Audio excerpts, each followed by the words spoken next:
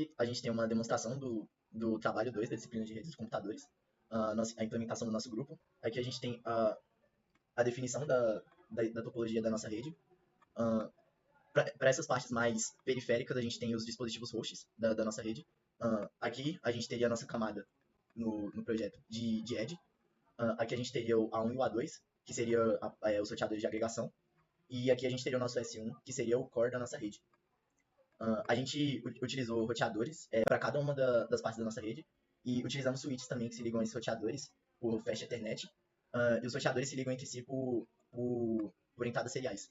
Para a parte A1, a gente teria que ter dois edges se ligando, teriam que dar suporte a 24 hosts. Como pode ser visto aqui, a gente dá o suporte a 24 hosts, que a gente dividiu em três sub-redes de 8 hosts aqui no caso, mas teria suporte a mais do que 24 inclusive, tanto para essa sub-rede aqui e para essa sub-rede aqui do A1. E no caso do A2, a gente teria o suporte aos 15 hosts, como pode ser visto aqui nessa sub-rede, e nessa sub-rede aqui também. Então, agora começando a responder as perguntas da fase de simulação, a gente vai verificar a conexão do roteador central com os outros hosts da rede. Eu botei esse computador ligado ao roteador central somente para fazer esse teste mesmo. Uma forma de fazer isso seria enviando pacotes para host dessa rede, como por exemplo assim, e utilizando o recurso de simulação. Tá, trocando a edição. E a gente passar por cada parte aqui, a gente consegue ver que ele consegue enviar uma mensagem e a gente pode fazer algo análogo para outras sub-redes também.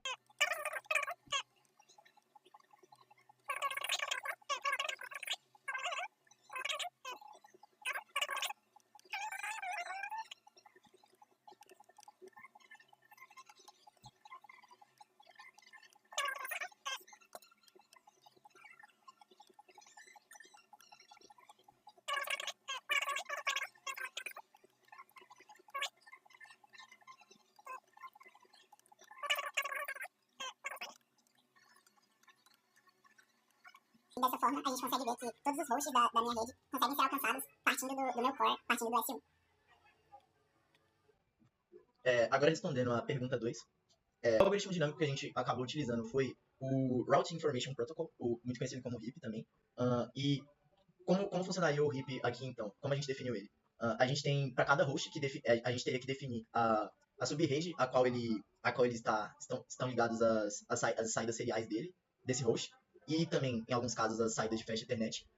Então, ele por meio do algoritmo de RIP, que já vem implementado dentro do Cisco Packet Tracer, a gente só faz essas definições dos endereços das sub-redes.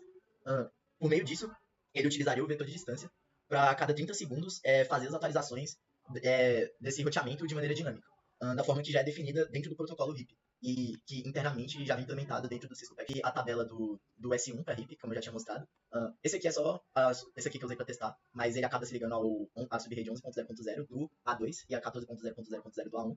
E aqui para o A1, então, a gente teria as seguintes sub-redes que ele se liga: a 14.0.0, a 15.0.0, a 16.0.0, que uma se liga ao S1 e as outras vão para os edges da minha topologia. E para o A2, analogamente, a gente também teria a 11.0.0 ligando ao core da topologia, e a 12.0.0 e a 13.0.0 se ligando aos edges da minha topologia, que seriam esses dois roteadores, no caso. Para responder a pergunta 3, eu vou usar um dos recursos que o Cisco Packet Tracer permite para mim, para mim utilizar, que é o Web Browser. E com o uso disso, eu vou fazer uma requisição HTTP para um servidor que vai estar numa sub-rede diferente dessa aqui.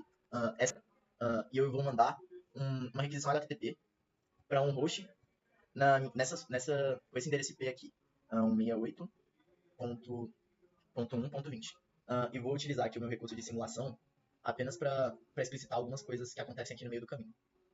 Beleza, aqui é montado a minha mensagem na parte da camada de aplicação, então a gente vai acompanhar o que vai acontecer com esse pacote aqui no meio do caminho. Bem,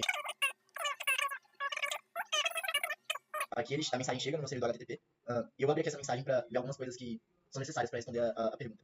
Bem, aqui a gente consegue ver os cabeçalhos das camadas das camadas da pilha de protocolo da internet.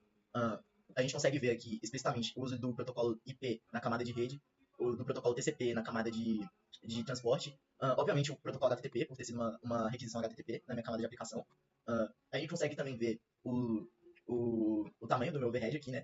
como isso aqui tem um comprimento, entre aspas, de 32 bits, ou seja, 4 bytes, a gente consegue ver aqui que o tamanho do meu pacote TCP, do meu pacote P, perdão, teria 20 bytes, aqui, 4 bytes vezes 1, 2, 3, 4, 5, que contabilizaria 20 bytes, mais o tamanho do dado, que é variável, então seria 20 bytes obrigatório mais o dado variável. E aqui no TCP, analogamente, também a gente teria 1, 2, 3, 4, 5, obrigatoriamente 5, 5 vezes 4 bytes de dados, mais o tamanho do dado. E esse seria o tamanho do overhead aqui. Também uso de Ethernet aqui na minha pilha de protocolos. E beleza, aqui chega a minha requisição para esse servidor, e agora ele vai devolver a resposta. E bem, aqui chega a resposta da requisição. A gente pode abrir aqui para ver. Opa. Abrir aqui para ver. A gente vê que essa resposta é um MAC. Então a gente tem uma resposta positiva, né?